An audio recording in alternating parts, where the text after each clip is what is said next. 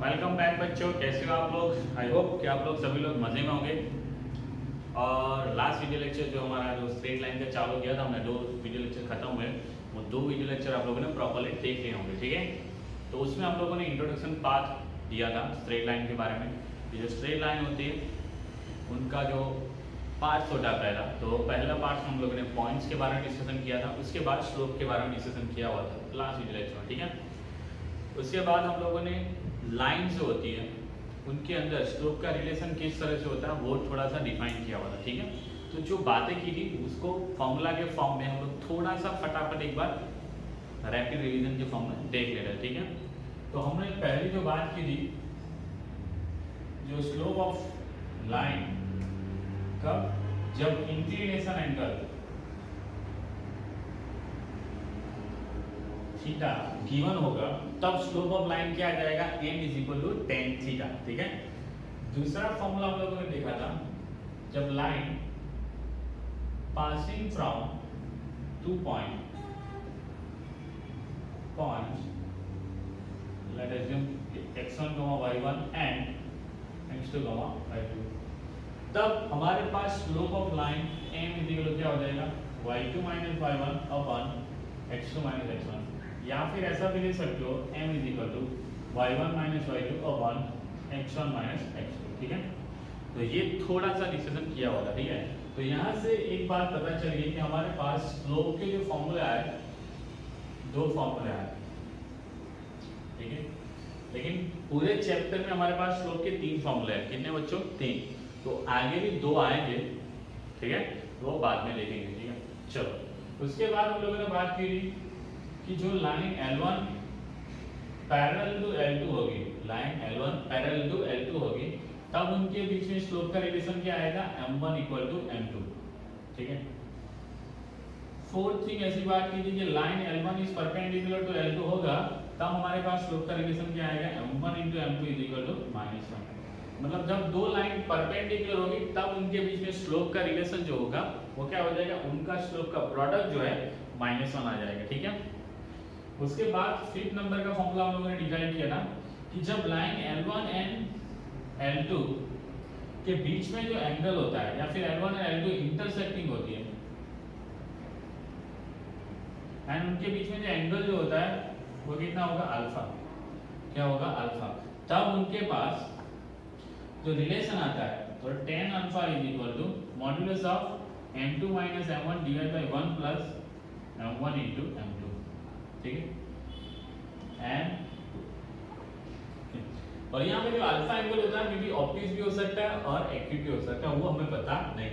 Modulus लगाए उस हिसाब से जो आंसर आएगा उस हिसाब से हम बोल सकते हैं, ठीक है। ओके, तो ये चीजें हम लोगों ने थोड़ी डिस्कशन की थी लास्ट 2 वीडियो लेक्चर में, ठीक है। अब थोड़ा वहां से आगे बढ़ते हैं और हमारी जो पहली एक्सरसाइज है उसका जो लास्ट एक टॉपिक बाकी है वो थोड़ा देख लेते हैं।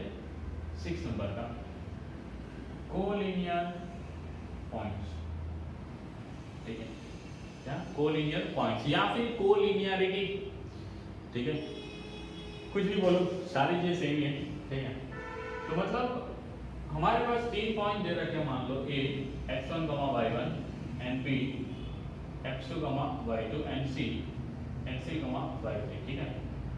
तो उनको कोलिनियर दिखाना है बच्चों, क्या दिखाना है, कोलिनियर यूजिंग स्लोप, स्लोप का यूज करके कोलिनियर दिखाना है, ठीक है। लेकिन हम लोगों ने लास्ट जो चैप्टर में डिस्कशन किया था तब हमने बात बताई थी कि कोलिनियर पॉइंट्स होंगे उनके लिए हमारे पास जो 10th क्लास में जो रिजल्ट आया था वो क्या आएगा, मान लो ये तीनों 3 पॉइंट एक लाइन एनालाइज करते हो तो हम लोग ऐसा बोल सकते हैं कि AC is equal to AB plus BC। तो पहला एक ये रिलेशन था। दूसरा रिलेशन हमारे पास था area of triangle ABC equal to 0, मतलब एरिया 0 होगा तो हम बोल सकते हैं कि तीनों 3 पॉइंट कोलिनियर होंगे, ऐसा, ठीक है।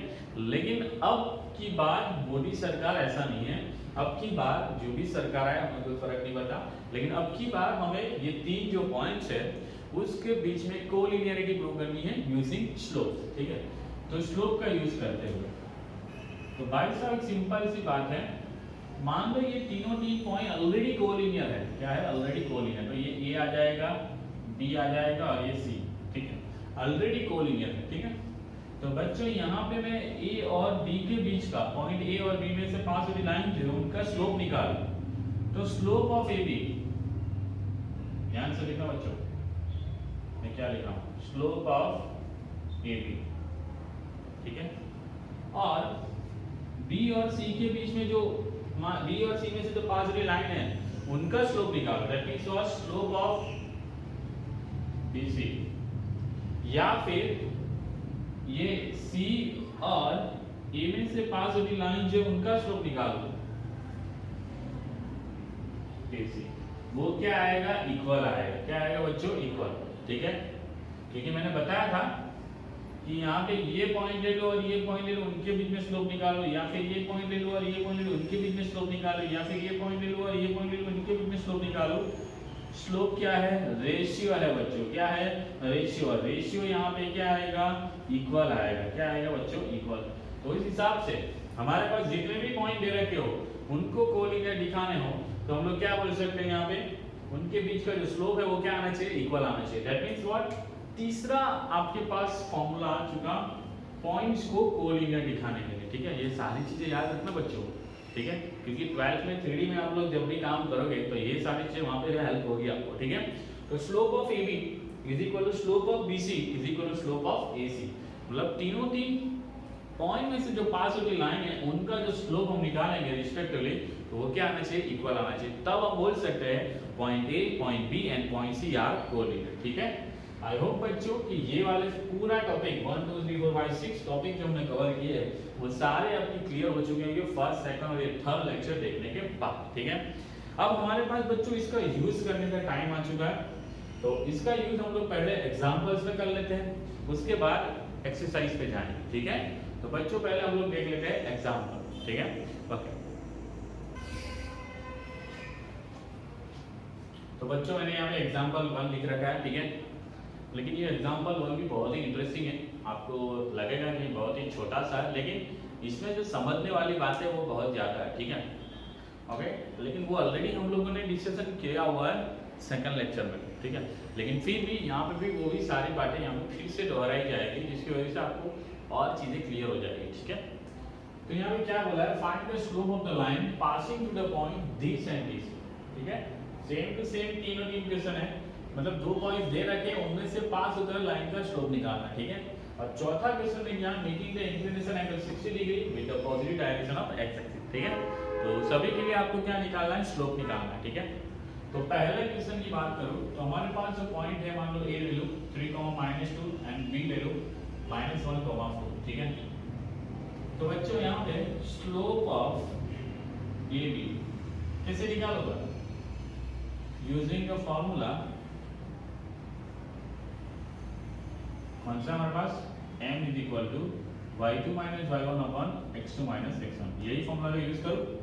तो y2 कितना हमारे पास यहाँ पे 4 minus plus 2 x2 minus 1 x1 minus 3, तो 6 डिवाइड बाय -4 तो हमारे पास आ जाएगा -3/2, तो ये हमारे पास आ गया स्लोप, ठीक है। क्या आ गया स्लोप, बहुत ही आसान था फर्स्ट का। अब सेकंड की बात कर लेते हैं। सेकंड जो है उसमें हमारे पास a है 3, -2 एंड b जो है 7, -2, ठीक है। तो बच्चों यहाँ पे एक बार मैंने फॉर्मूला लिखा है तो अब लिखूंगा नहीं, डायरेक्ट सॉल्व करूंगा। Slope of AB is equal to, आदत से मतलब y2 minus y1 upon x2 minus x1, क्या हो जाएगा -2 + 2 डिवाइडेड बाय x2 कितना हो जाएगा 7 -3, 0/4 का आंसर हो जाएगा 0। अब बच्चों यहाँ पे मैं क्या बोलना चाहता था, स्लोप ऑफ लाइन AB, यहाँ पे स्लोप ऑफ लाइन AB, ठीक है। तो मैंने क्या बोला कि बहुत ही इंपॉर्टेंट है, क्यों इंपॉर्टेंट है ध्यान से देखो। तो अब यहाँ पे जो स्लोप आया क्या आ गया, 0 आ गया। क्या आ गया बच्चों, 0। अब स्लोप 0 आया तो ये लाइन क्या होगी, जैसे हम लोगों ने बताया था स्लोप 0 आता है तो इंक्लिनेशन एंगल जो होगा उसका 0 हो जाएगा, ऐसा हम लोगों ने सेकंड वीडियो लेक्चर में डिस्कशन किया था, राइट। इंक्लिनेशन एंगल 0 आया, लेकिन और ज्योमेट्रिकल फिगर कैसी होगी आपकी, पैरेलल टू क्या हो जाएगी, x एक्सिस हो जाएगी भाई साहब, लाइन क्या हो जाएगी, पैरेलल टू x एक्सिस, ठीक है। अब जब भी line parallel to x axis होती है तो उसका इंक्लिनेशन एंगल 0 होगा स्लोप 0 होगा, लेकिन कोऑर्डिनेट्स की बात करो तो क्या हो जाएगा, ध्यान से देखिए, कोऑर्डिनेट्स की बात करो तो उसका y कोऑर्डिनेट्स क्या होगा, सेम रहेगा। क्या रहेगा, y कोऑर्डिनेट सेम, मतलब line parallel to x axis होगी और हमारे पास कोई एक पॉइंट है x1, y और दूसरा पॉइंट क्या आ जाएगा x2, y ही रहेगा। तो क्या कुछ मतलब उसका जो कोऑर्डिनेट होगा y कोऑर्डिनेट सेम होगा। ठीक है, ये छोटी सी बात है लेकिन इसको थोड़ा याद रखना। ठीक है, आई होप बच्चों को समझ में आया होगा, देख सकते हो तभी जाके वो 0 होगा और यहाँ पे स्लोप 0 आएगा। स्लोप 0 आएगा, इंक्लिनेशन एंगल 0 होगा, वो बात तो हम लोगों ने लास्ट टाइम डिस्कस कर लिया। ठीक है, अब बात कर लेते हैं थर्ड वन की। थर्ड वन में हमारे पास ए कितना है 3 - 2 और बी कितना है हमारे पास 3, 4। ठीक है, अब इसका स्लोप निकालने की ट्राई करो। तो slope of A B is equal to 1 second y2 - y1 upon x2 - x1। y2 कितना आ जाएगा 4 माइनस प्लस 2 डिवाइडेड बाय 3 - 3। तो आप देख सकते हो 6/0, that means what, not defined.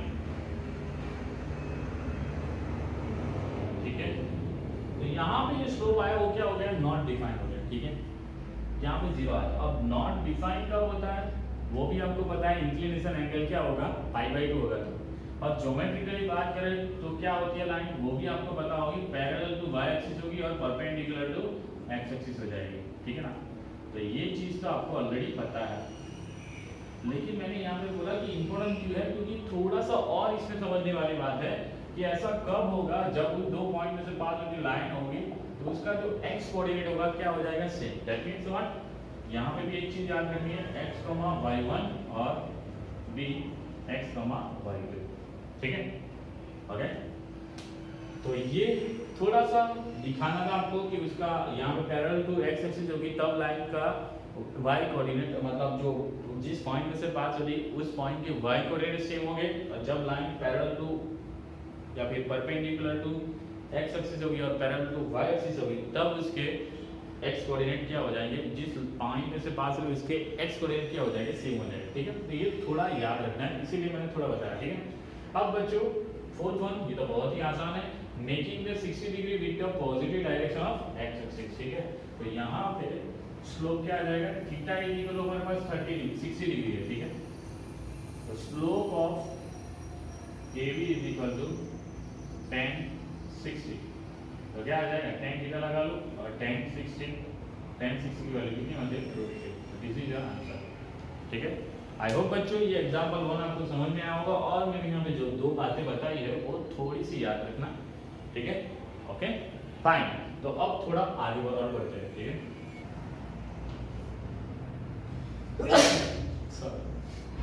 तो बच्चों मैंने यहाँ पे एग्जांपल नंबर 2 और एग्जांपल नंबर 3 लिख रखा है। ठीक है, एग्जांपल 2 बहुत ही इंटरेस्टिंग है और एग्जांपल 3 भी बहुत ही इंटरेस्टिंग है। ठीक है, तो इंटरेस्ट लेके इसको व्याज के साथ सॉल्व कर लेते हैं। ठीक है, चलो तो भाई सर एग्जांपल नंबर 2 क्या बोल रहा है, if the angle between two lines is π/4 and slope of the line is 1/2, find the slope of the other line. ठीक है, मतलब हमारे पास दो लाइन के बीच में एंगल जो है π/4 दे रखा है। अच्छा, मतलब हमारे पास जो दो लाइन के बीच में एंगल मतलब अल्फा दे रखा है। ठीक है ना, अल्फा कितना दे रखा है, π/4। ठीक है, and slope of the one line is 1/2। तो हमारे पास मान लो एक लाइन का स्लोप m1 ले लेता हूँ, वो कितना है 1/2। ठीक है, find the slope of another line. ठीक है, दूसरी लाइन का हमें स्लोप निकालना है। ठीक है, दैट मींस व्हाट, सिंपल बात है, हमें m2 निकालना है। ठीक है, तो m2 को कोई वैल्यू अज्यूम कर लो, मान लो p। ठीक है, m2 लिखना हर बार मजा नहीं आएगी, इसलिए मैंने ले लिया p ले लिया। ठीक है, अब हमारे पास जब दो लाइन इंटरसेक्टिंग होती है तो हमारे पास उनका रिलेशन है। ठीक है, कौन सा वाला, tan alpha is equal to modulus of m2 - m1 upon 1 + m1 * m2। वही फॉर्मूला का यूज करते हैं। तो here angle between two line is alpha is equal to π/4 using formula which one, tan alpha is equal to modulus of m2 - m1 divided by 1 + m1 * m2। ठीक है। तो भाई साहब हमें सिर्फ m2 निकालना है। फिर से दोहरा देता हूँ, ये अल्फा दो लाइन के बीच में एंगल ले रखा है, m1 पहली लाइन का स्लोप है, m2 दूसरी लाइन का स्लोप है। तो हमारे पास दूसरी लाइन का स्लोप निकालना है, दैट्स इट, और कुछ नहीं करना। ठीक है। तो tan alpha is equal to m2 minus m1 upon 1 plus m1 into m2 modulus. ठीक है। मैं थोड़ा रिकॉर्डिंग देख लेता हूँ। ओके, हो तो रहा है राइट, लेकिन थोड़ा सा फोकस का लो चल रहा। ठीक है, हो गया। Okay fine. तो सब वैल्यू रख देते हैं और m2 निकालने की ट्राई करते हैं। ठीक है। तो 10 pi by 4 is equal to m2 कितना बच्चों p, m1 1 बाई 2, ये 1 प्लस 1 बाई 2 इंटू p। ठीक है। 10 पाई बाय 4 कितना होगा 1, ये एलसीएम लेता हूँ 2p minus 1 by 2 whole divided by 2 plus p by 2, तो 2 हट जाएगा। तो जो रिजल्ट आया 1 is equal to modulus of 2p plus 1 2 plus p modulus. ठीक है। अब बच्चों मॉड्यूलस छोड़ेंगे तो हमारे पास क्या हो जाएगा, प्लस और माइनस 1 आ जाएगा। ठीक है। क्योंकि हमें पता नहीं है वो लाइन का स्लोप क्या है, पॉजिटिव या नेगेटिव, मतलब वो लाइन पॉजिटिव एक्स एक्सिस के साथ एक्यूट एंगल बना रही है आपकी, हमें पता नहीं है। ठीक है। तो दैट्स व्हाई तो यहाँ पे लिख सकता हूँ 2p plus 1 divide by 2 plus p is equal to plus और माइनस 1। ठीक है। अब क्या कर लेते, एक बार प्लस ले लेते और एक बार माइनस और उसको सॉल्व कर लेते। ठीक है।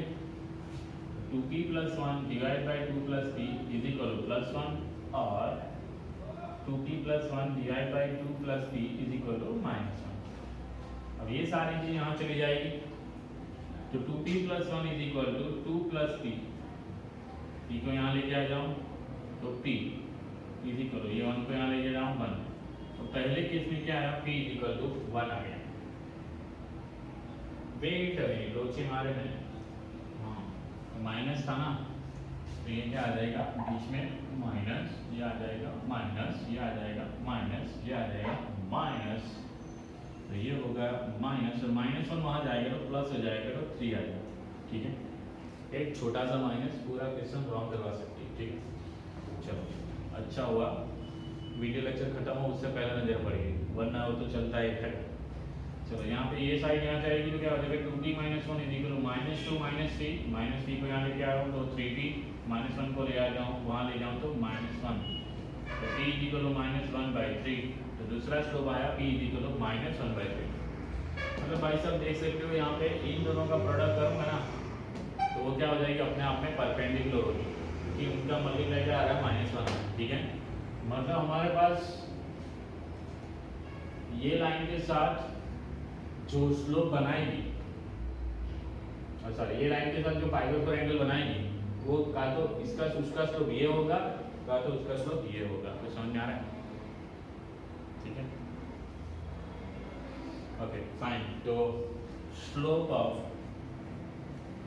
अनदर लाइन इज 3 और माइनस 1/3। ठीक है। इसका थोड़ा ज्योमेट्रिकल रिप्रेजेंटेशन देखें तो क्या होगा बच्चों, मान लो पहली लाइन पे हमारे पास 1/2 एंगल बना रही है, सॉरी 1/2 स्लोप बना रही है, उसके साथ हमारे पास जो लाइन है वो कौन सा एंगल बना रही है, π/4। ये मान लो π/4 एंगल है। ठीक है।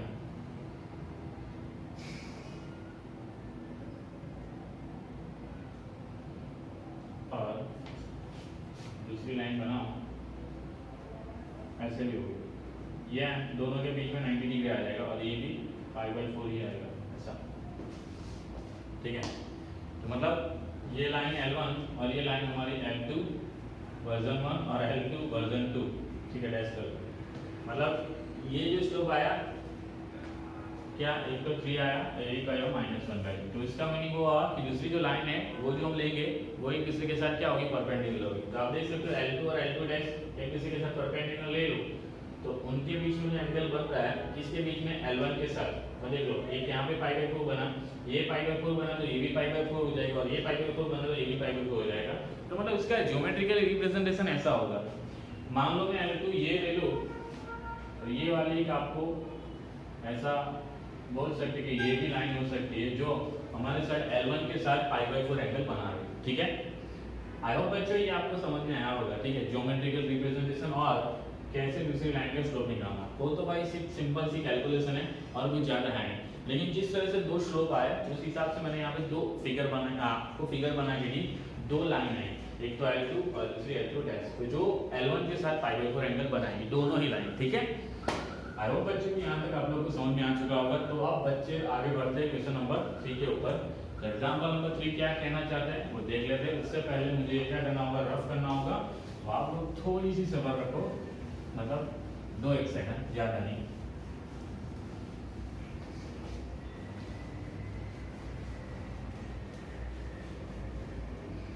ठीक है, ये आपको समझ में आ चुका होगा।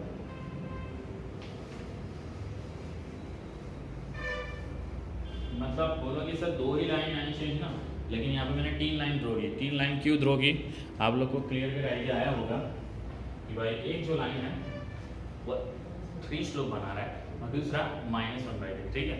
ओके फाइन, तो अब देख लेते हैं एग्जांपल नंबर 3। तो वो क्या कहना चाहता है, line through the point this and this is perpendicular to line through the this and this. अच्छा, अब यहाँ पे भाई साहब दो लाइन परपेंडिकुलर है, ऐसी भी बातें हुई हुई। और मान लो ये पॉइंट ले लो A -2,6 और B ले लो 4,8। तो इनमें से जो पास होगी लाइन है, जो लाइन मान लो AB, एंड दूसरा जो पॉइंट है C ले लो 8,2 एंड D ले लेता हूँ x,24। इनमें से जो पास होगी लाइन है CD, तो वो एक दूसरे के साथ क्या है, परपेंडिकुलर। लिख लो here we have given that line AB is perpendicular to line CD, ठीक है। और दोनों ही लाइन एक दूसरे के साथ परपेंडिकुलर है और हमें क्या निकालना बच्चों, एक छोटा सा प्यारा सा x निकालना, ठीक है। अब दो लाइन परपेंडिकुलर होगी तो उनके बीच में क्या बातें हो जाएगी, ऑब्वियस है, slope of line AB is equal to slope of line CD, है ना। नहीं भाई साहब, दोनों लाइन का स्लोप का प्रोडक्ट क्या होगा, -1, ठीक है। ओके, तो क्या लिख लो, slope of AB into slope of CD is equal to -1, ठीक है। अब स्लोप ऑफ AB कैसे निकालेंगे, कौन सा फॉर्मूला यूज करेंगे, यूजिंग फॉर्मूला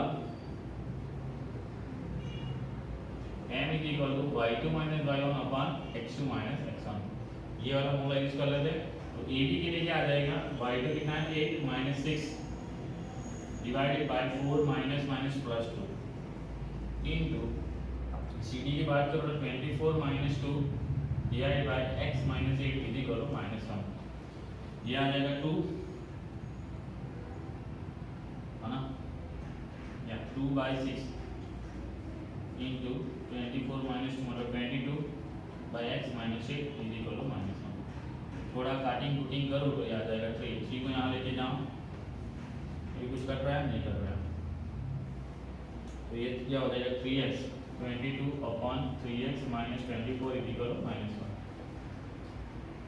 ये सारी चीज़ें यहाँ चली जाएगी तो क्या होगा 22 is equal to 3x - 3x + 24, ये 3x को यहाँ लेके जाओ तो 24 - 22, तो x 3x इक्वल आ जाएगा 2, तो x इक्वल आ 2/3, x की वैल्यू क्या आ गई बच्चों 2/3, ठीक है। तो भाई साहब d के कोऑर्डिनेट हो जाएंगे 2/3, 24, ठीक है। एक मिनट इसका आंसर मैं चेक कर लेता हूँ क्या ये सही आया, क्योंकि सारे देखो आप इंटीजर में, लेकिन ये x आया फ्रैक्शन में, ठीक है। ओके, तो एक बार चेक कर लेता हूँ कि यहाँ पर परपेंडिकुलर ही दिया है कि नहीं दिया था, ठीक है। Wait a minute.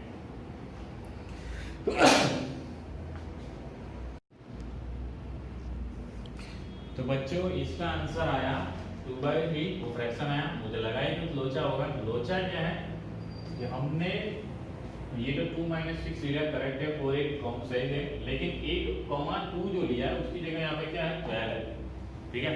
तो बहुत छोटी सी गलती हुई है, तो यहाँ पे कर लेता हूँ 12, यहाँ पे आ जाएगा 12, तो 24 - 12 हो जाएगा और 24 पर एक 12 आ जाएगा, ठीक है। छोटी सी गलती, ये आ जाएगा 12